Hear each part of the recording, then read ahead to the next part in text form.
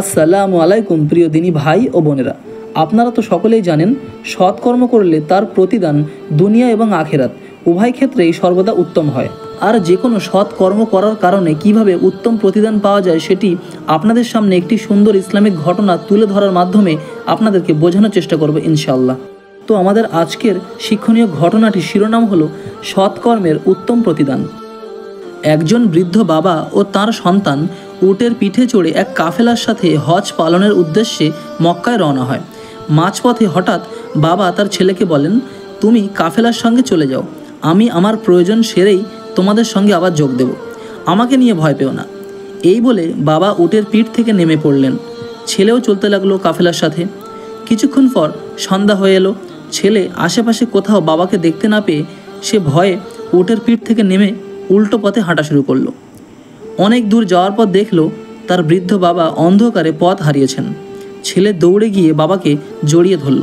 তারপর বাবাকে নিজ কাঁধে নিয়ে কাফেলার দিকে হাঁটা শুরু করলো। বাবা বললেন, আমাকে নামিয়ে দাও, আমি হেঁটেই যেতে পারবো। ছেলে তখন বলল, বাবা আমার সমস্যা হচ্ছে না, তোমার ভার ও আল্লাহর জিম্মাদারি আমার কাছে সবচেয়ে উত্তম। কথা শুনে বাবা কেঁদে ফেললেন। ছেলের মাথায় বাবার চোখের পানি গড়িয়ে পড়ল। ছেলে তখন বলল, বাবা কাঁদছো কেন? বাবা বলল, আজ থেকে ঠিক 50 বছর আগে এইভাবে এই রাস্তা দিয়েই আমার বাবাকে আমিও কাঁধে করে নিয়ে গিয়েছিলাম। বাবা তখন আমার জন্য দোয়া করেছিলেন এই বলে যে তোমার সন্তান তোমাকে এরকম করে ভালোবাসবে। আজ বাবার দোয়ার সেই বাস্তব প্রতিফলন দেখে চোখে পানি চলে এলো।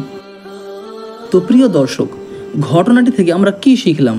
আমরা বুঝলাম আমাদের মা বাবাকে আমরা ঠিক যেমন করে ভালোবাসবো তার উত্তম প্রতিদান হিসেবে আমাদের সন্তানদের কাছ থেকে ঠিক তেমনই ভালোবাসা আমরা ফেরত পাবো। সুতরাং অন্তত নিজের সুখের জন্য হলেও মা বাবার সেবা যত্ন করা আমাদের সকলের জন্যই অত্যন্ত জরুরি। আর আল্লাহ পাকের সন্তুষ্টি অর্জন করতে পিতামাতার সেবা করা আমাদের সকলের জন্যই অত্যন্ত গুরুত্বপূর্ণ এবং অপরিহার্য বিষয়। তো আল্লাহ পাক আমাদের সবাইকে সেই তৌফিক দান করুন, আমিন। আর সেই সাথে আমি আল্লাহর এক গুনাহগার বান্দা আপনাদের থেকে বিদায় নিচ্ছি। দেখা হবে পরবর্তী কোনো ভিডিওতে ইনশাআল্লাহ। ততক্ষণে ভালো থাকুন, সুস্থ থাকুন, আমার জন্য দোয়া করুন। আসসালামু আলাইকুম।